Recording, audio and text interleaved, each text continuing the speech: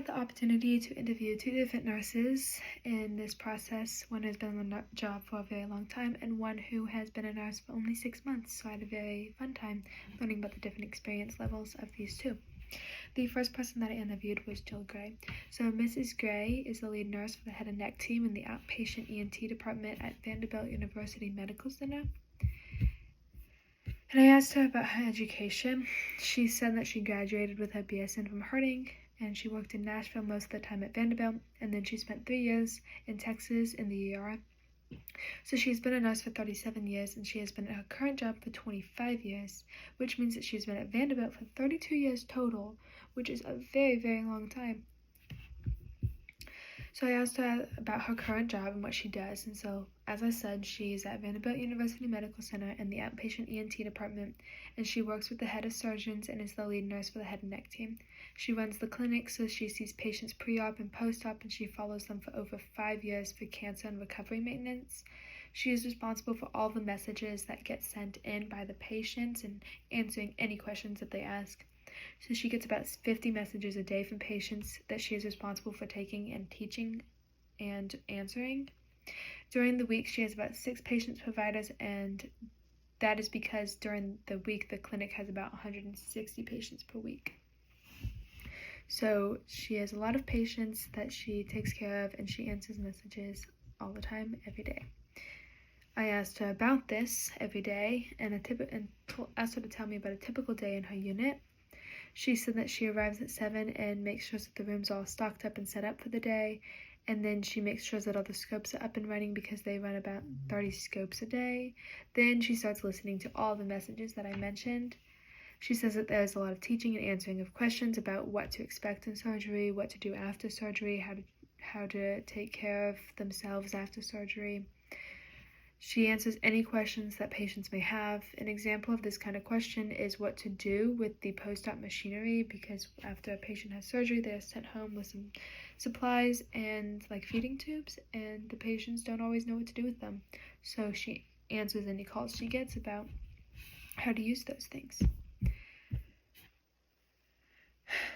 After talking with Mrs. Gray a little bit, I asked her about a skill or quality that I thought was the most important, that she thought was the most important for a future nurse to have or to develop.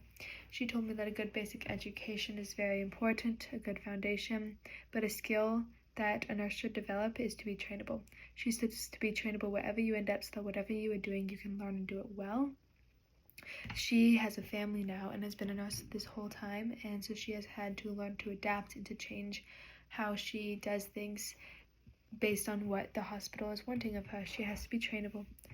I think this is the most valuable thing that I learned from this experience, because as a soccer player, I grew up learning to be coachable. I was always told to be coachable. I switched coaches, I switched teams, I had new teammates in new settings, and I had to learn how to be the best player I could be for that team. And I think it's very cool how that transfers over to nursing, and how I need to learn to be trainable so that way I can be the best nurse for the hospital, for the patients that I'm working with. And so that was the most valuable thing that I learned, was to be trainable. After talking with Mrs. Gray, I had an interview with Lucy Van Rokel. So Lucy is a mother-baby nurse, which I love because I want to be a mother-baby nurse. She has been a mother-baby nurse for 6 months now, and she is a registered nurse and has her BSN from Baylor University. And she is originally licensed in Texas, but she has her multi-state license, so she can practice in any compact state. She doesn't have any certifications, but she plans to get her maternal newborn nurse certification, which I love that she's doing that, and I think that's very cool.